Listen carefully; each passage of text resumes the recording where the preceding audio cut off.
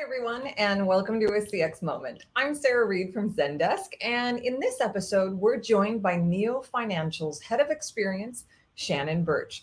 Neo Financial is a relatively new company, and their goal is to disrupt financial services in Canada. Today, we'll talk about building trust with customers in a narrow and relatively conservative market, how disruption in one industry leads to disruption, hopefully, across more. And then we'll talk about how to scale customer service. So, no matter where you're located, and I see that we've got people coming in from all over the world. So, no matter where you're located or what industry you're in, this is a very timely and relevant conversation. So, before we dive in, we'd love to know, how do you like to communicate with your financial institution? Drop it in the chat or in the comments on LinkedIn if you're joining us there.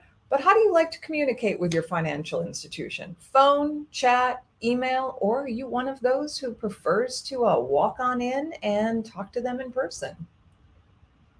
So while we are tabulating those results, let's go ahead and say hello to Shannon.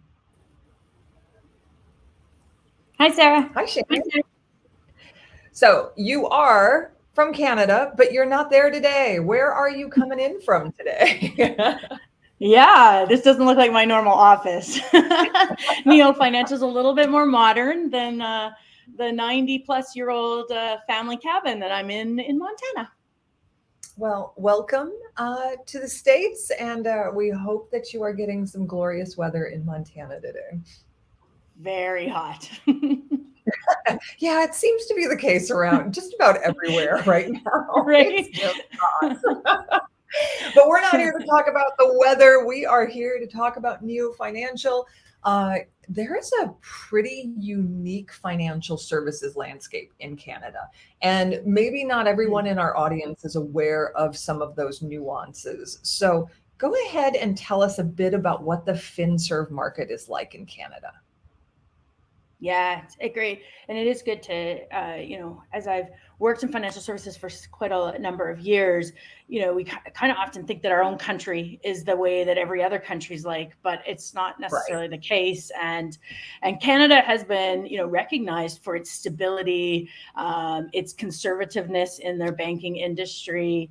However, that is really true, right? Very strong, very stable, even through some of the toughest times economically, globally, and that is that it's run by really six big, federally regulated institutions across Canada. Okay. We definitely have some more regional players as well, but they control the market share for sure.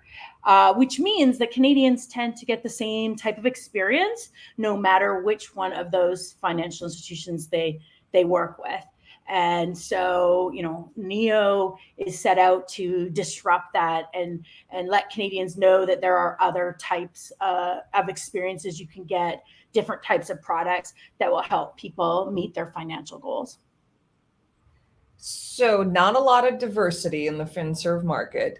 Six primary players, which means that's who I have to go to for a mortgage. That's who I go to for a credit card. That's who I go to for any type of loan that I'm going to need. Is that right?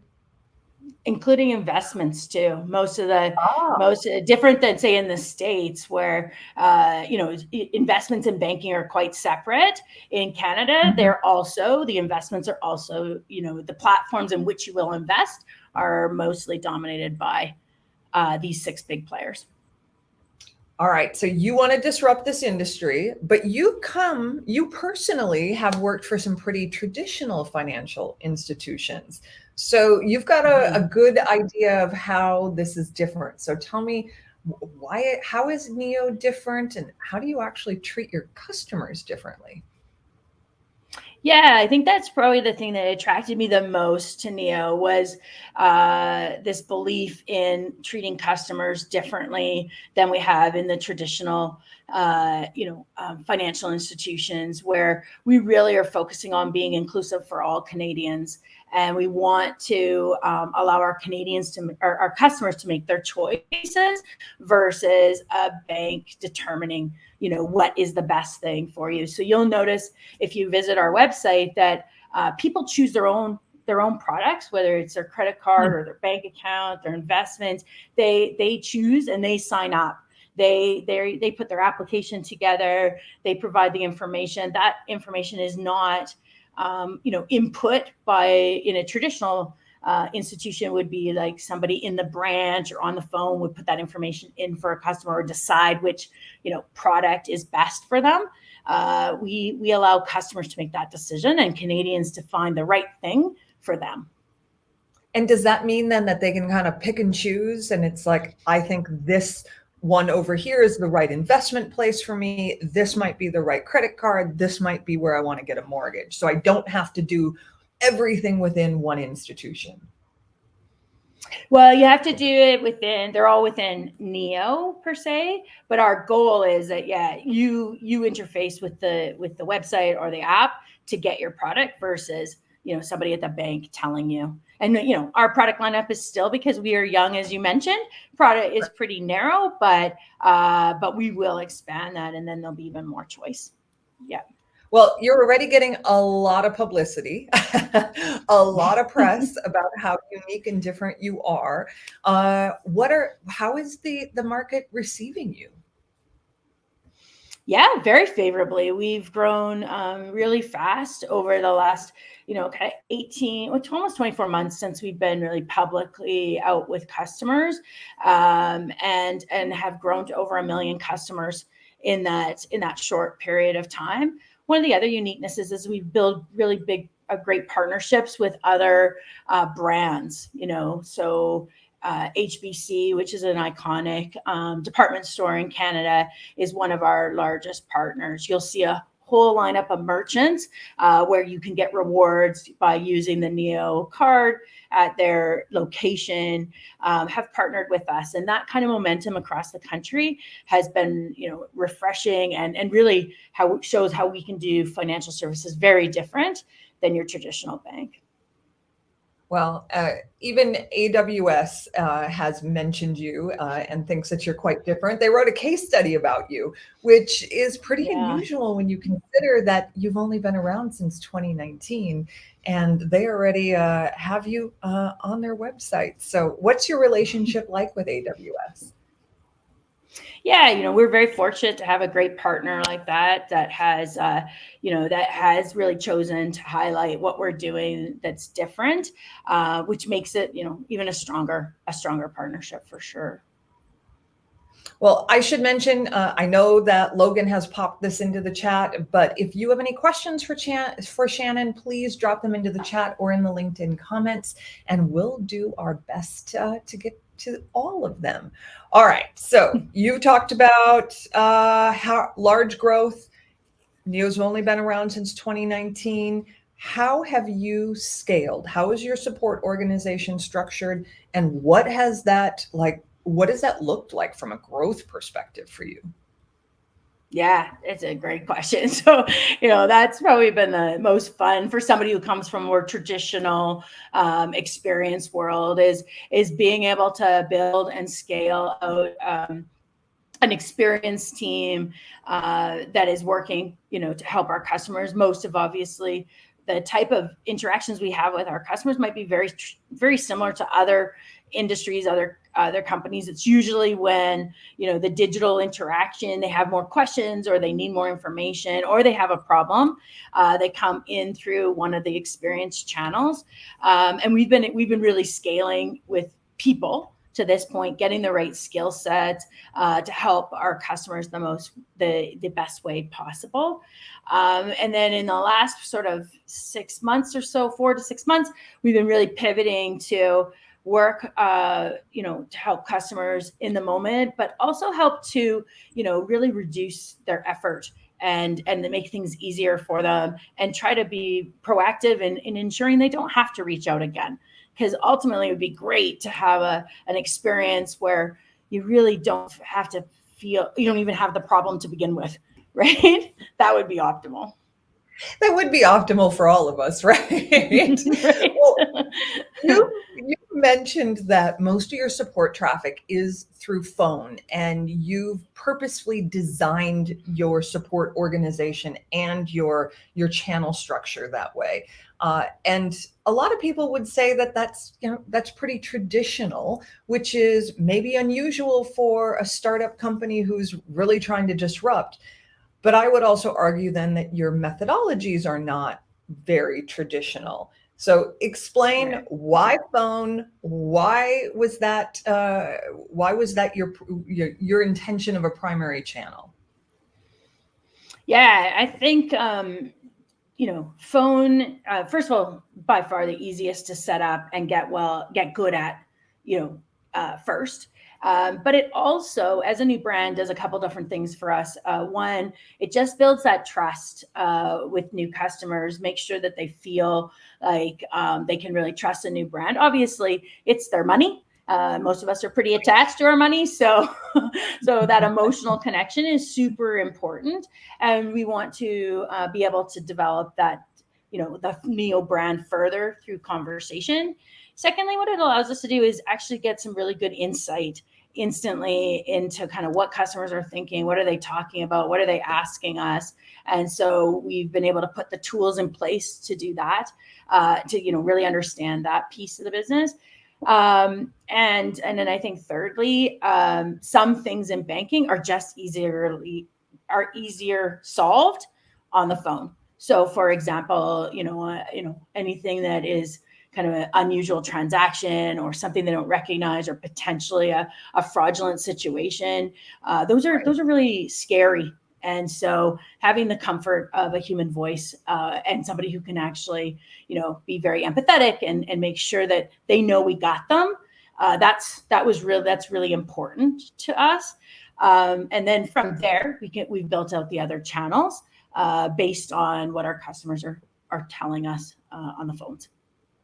Well, a lot of our audience also said that they want to communicate with their financial institution through phone. So you are certainly onto something. You're absolutely correct. It is oftentimes the fastest way to build trust and to hit those really key issues that we tend to call our banks and other financial institutions with. You mentioned fraud. How does your team support fraud as well as just the other type of support interactions? Yeah, the fraud operations team is actually part of the experience team that I lead, and that is intentional because those are customer interactions, right? There's obviously lots of things that we're working on to protect our customers and to prevent fraud in general, as a responsible financial institution would. But when those interactions, something goes wrong, or somebody's information has been compromised, you certainly want to talk to an expert who can really help deliver an exceptional experience, at the same time get those problems solved and make sure the customer feels heard. How about other channels? Let's talk about, one of the things that I think you're doing really uniquely well is self-service, particularly around video. Let's talk about how, that came about. How are you using video to help gain trust?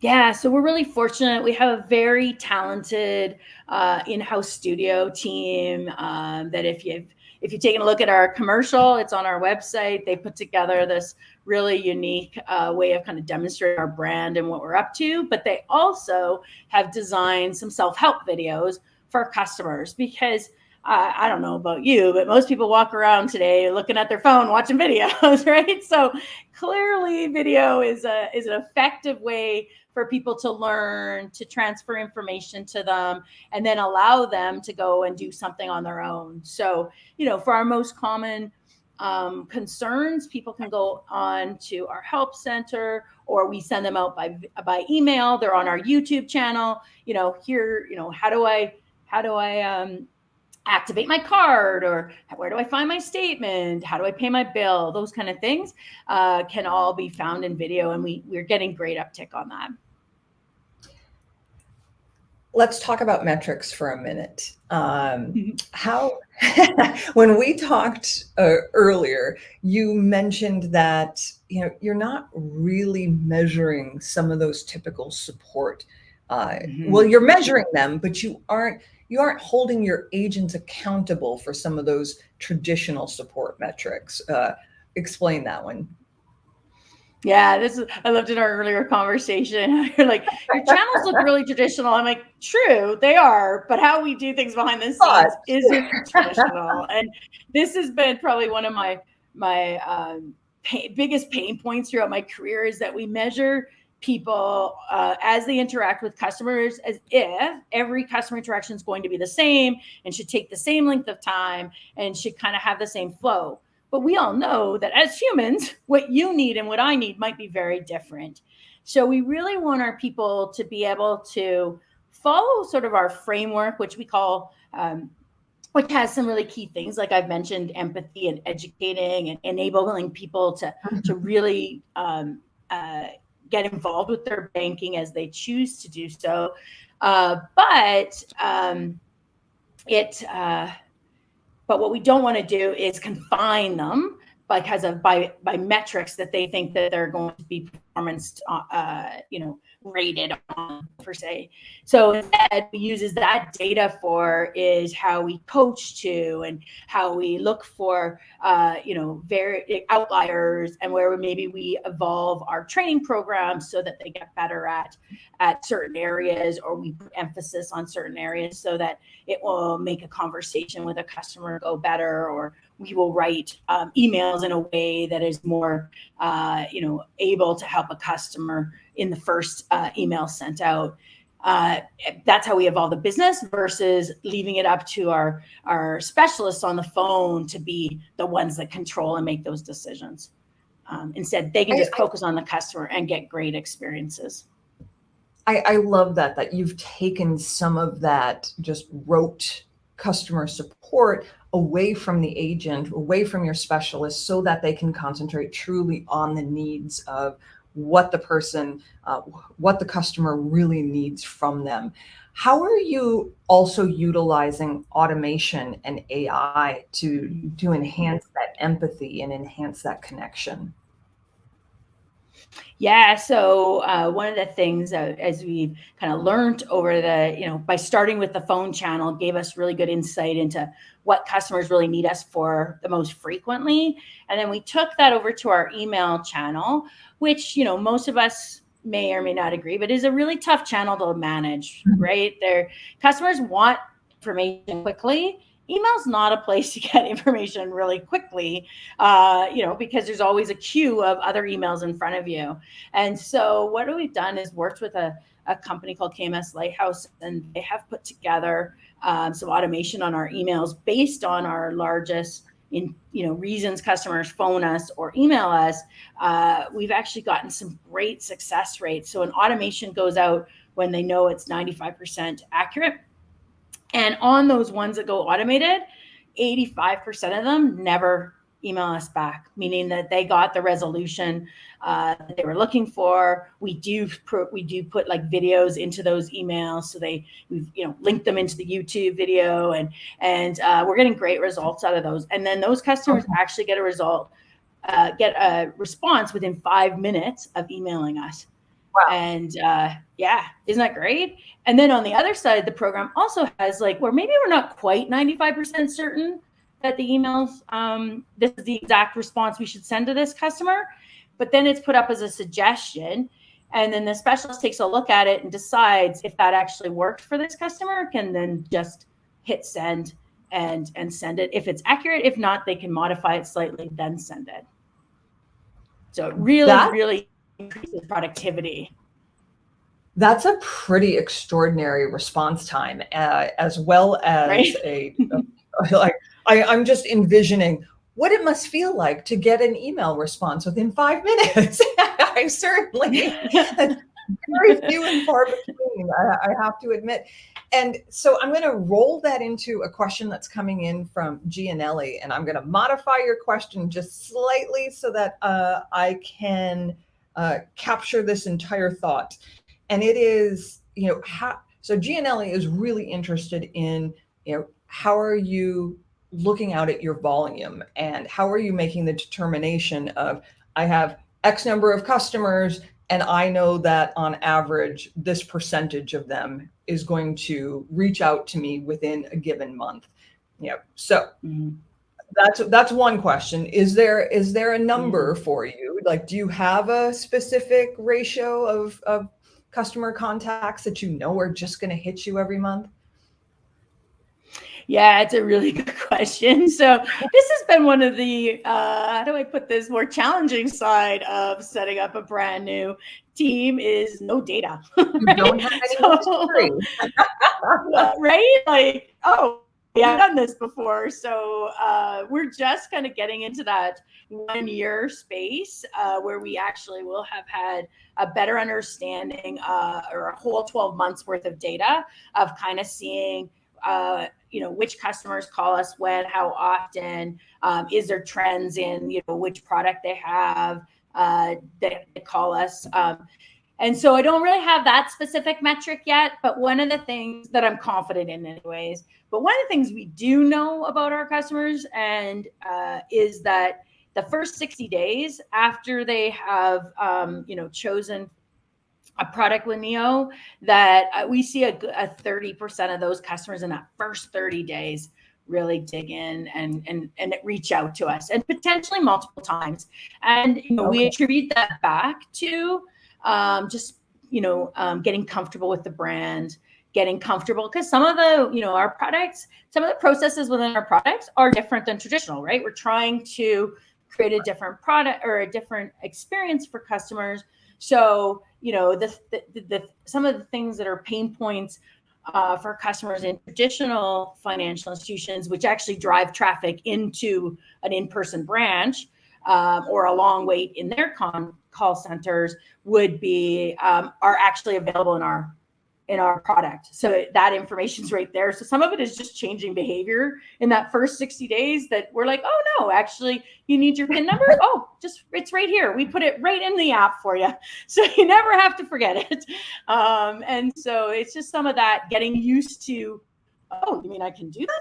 I've never been able to do that before. And, but that happens in that onboarding period, that first 60 days. So that's truly where we get the bulk of our connections and interactions with our customers. That is such a great point, that it's really about changing the behavior of your customers. They've been doing things for so long with other financial institutions that I would expect a lot of what you're asking them to do or even providing for them is so new that they're like, oh, I didn't know I could do that with my financial institution. So this is great.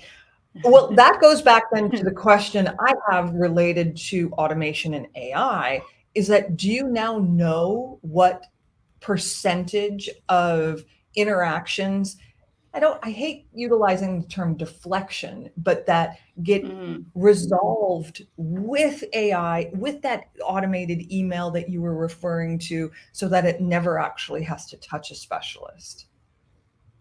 Yeah, so because we're early days, it's still quite low, but we have set a goal of it should be about 30% is what we're aiming towards. So as we add more and more automations that meet the customer's initial need, we're aiming for 30% once we feel like we have the full list of all of our automations that can go out there. Well, I love this question from Elisa. I didn't plant this, so thank you for putting this in. But she would like to know, how has Zendesk helped Neo Financial grow and better your customer support, your customer experience? That's awesome. That is, we should talk about that, because Zendesk has been important too.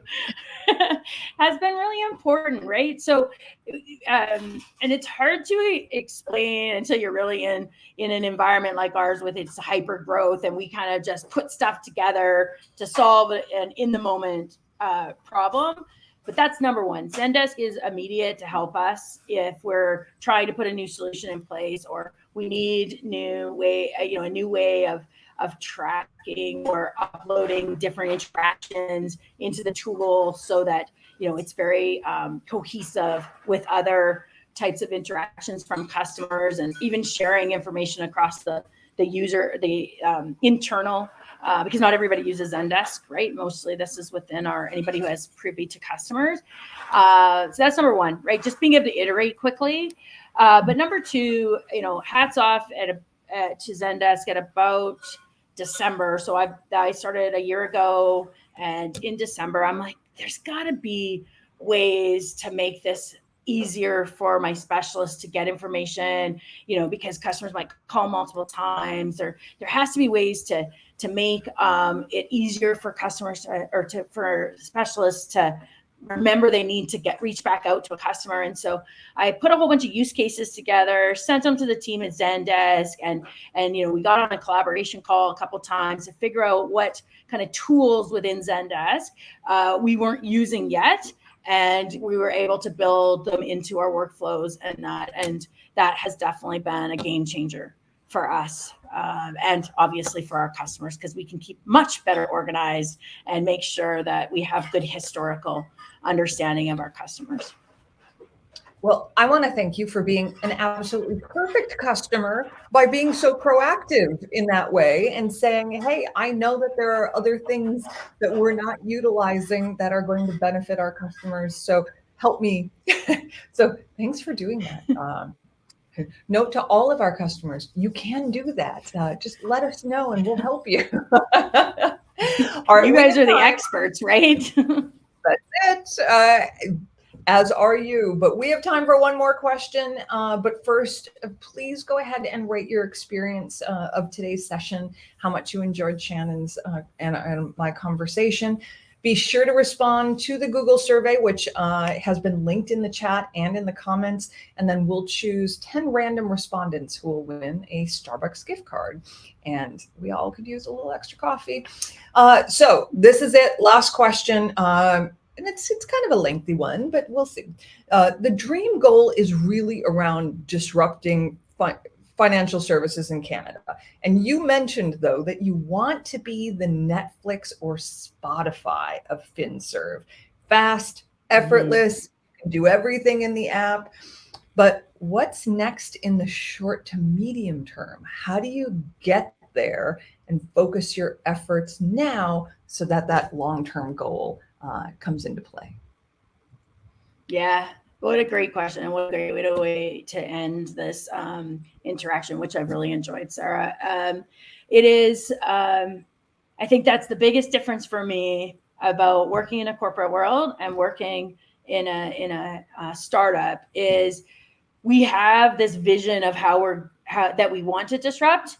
Don't necessarily know exactly what that looks like, because you iterate and learn from your customers, your employees, your partners, your merchants, right? And we continue to iterate, similar to if you go back and you listen to Uber's story, or read books on Netflix, right? They knew what they wanted to do, but think about all the iterations until they got to where we're now watching Netflix every day, right? So that's kind of, so we keep a very open mind on that. But what we do know is that the disruption of what experience is outside of financial services will also be impacted, similar to, an Uber, right? We expect things on our phone now and seamless, which before, probably prior to Uber, we were probably okay with having to phone still to get a cab, or even phone to your bank, right?